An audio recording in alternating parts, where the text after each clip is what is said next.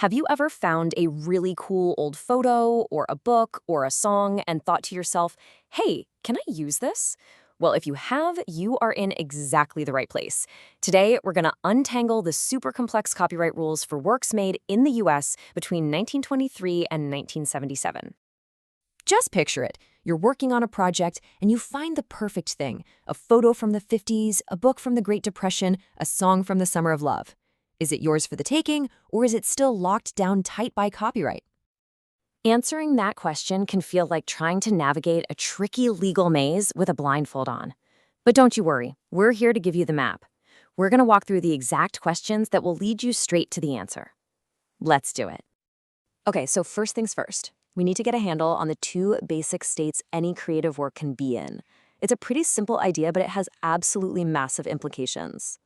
So on one side of the coin, you've got copyright. That's where an owner has exclusive legal rights. On the other side, you have the public domain, where a work basically belongs to all of us. It's part of our shared culture, free for anyone to use, to remix, to build on. The big question we're tackling today is, how on earth do you figure out which side a work lands on? Before we go any further down the rabbit hole, we have to ask a super basic question. Was the work even eligible for copyright in the first place? This is our first checkpoint, and you'd be surprised how many things it filters out right from the get-go. You see, to even get copyright protection, a work has to pass 4 little tests. It's got to be valid subject matter, like a book, a photo, a song. It has to be fixed, which just means it's not just an idea in somebody's head. It's written down, it's recorded. It needs a tiny spark of originality, so just say an alphabetical list of names won't do it. And finally, it needs some creative expression, not just a list of facts. And here's the key thing to remember. The bar for these is pretty low, but if a work fails even one of them, say it was a speech that was never recorded, then your search is over, done. The work is in the public domain. Simple as that. Now, if a work clears that first checkpoint, we come to a huge fork in the road. This is the single most important question for this entire era. Was the work published or unpublished? Because the answer sends us down one of 2 totally different paths. Now, this sounds easy, right? But the legal definition here can be weirdly counterintuitive. Get this. Martin Luther King Jr. delivered his I Have a Dream speech to a massive crowd and tons of media. You'd think that's the very definition of published, wouldn't you? But a court actually found it was legally unpublished. And that right there shows you why we have to be super careful with these terms. So here's the legal breakdown. A work was generally published if copies were just handed out to the public with no restrictions. But it was considered unpublished if it was only performed or maybe shared with a small group for a specific reason, like handing out copies of a speech just to the press. This distinction, it's everything. So let's follow that published path first. For works that were published, getting and keeping a copyright was like running a gauntlet. I'm serious. The old laws were incredibly strict, and it was so easy for a work to trip up and fall right into the public domain. Published works had to get through 2 major hurdles to keep their copyright. First, they had to have a proper copyright notice on them. And second, for a lot of them, that copyright had to be manually renewed. Let's look at that first trap. Under the old 1909 Copyright Act, if you published something, you had to tell the whole world you were claiming copyright. No notice meant no copyright. It was an absolute all-or-nothing deal. And it couldn't be just any old notice either. Oh no, it had to be perfect. It needed 3 specific things: the symbol or the word copyright, the year it was first published, and the name of the copyright owner. You had to have all 3, and they had to be correct. The law here was just ruthless. If the notice was missing, if it had the wrong date, if it was in the wrong spot on the book or the photo, boom, the work was instantly and forever dropped into the public domain.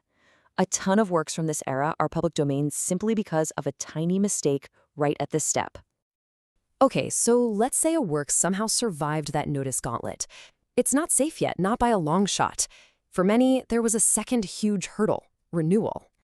That's right. For anything published before 1964, the first copyright term only lasted 28 years. To get the full term, the owner had to actually file paperwork with the Copyright Office. And the crazy part is, most people just didn't. They forgot, or they didn't know, or the work wasn't valuable to them anymore. So a huge amount of stuff just fell into the public domain right at that 28-year mark. Now, for the very few published works that passed both the notice test and the renewal test, their big reward was a total copyright term of 95 years from the day they were published. They actually made it through the whole gauntlet. Okay, let's hit rewind and go back to that fork in the road. What about all those works that were legally considered unpublished? Things like diaries, letters, or even Dr. King's speech. Well, their journey was way, way simpler. It was like a safe harbor. Unpublished works didn't have to deal with any of that notice or renewal nonsense. For decades, they were protected by state laws. Then, when a new Copyright Act took effect in 1978, all of these unpublished works were just automatically swept up into federal copyright protection. No hoops to jump through at all. And the protection they got was long, really long. For an unpublished work where we know the author, the copyright lasts for the author's entire life plus another 70 years. For anonymous works, it's 120 years from when it was created. These are much longer terms, which is why unpublished works from this era are way more likely to still be under copyright today. Okay, we've made it through the maze, we've got our map. So let's put it all together into a simple checklist you can use. Think of it as your own personal copyright detective kit. So here it is, your 4 essential questions. First, ask, is it even copyrightable in the first place? If it is, then you hit that great divide. Was it published or unpublished? If it was published, did it have that perfect little copyright notice? And finally, if it was published before 1964, was that critical renewal ever filed? Follow these 4 steps and you'll have the answer for almost any work from this time period. The public domain is just an incredible treasure trove of history, art, and knowledge. And so much of it is hiding in plain sight because of these old, forgotten rules. Now that you have the map, the only question left is, what are you going to find?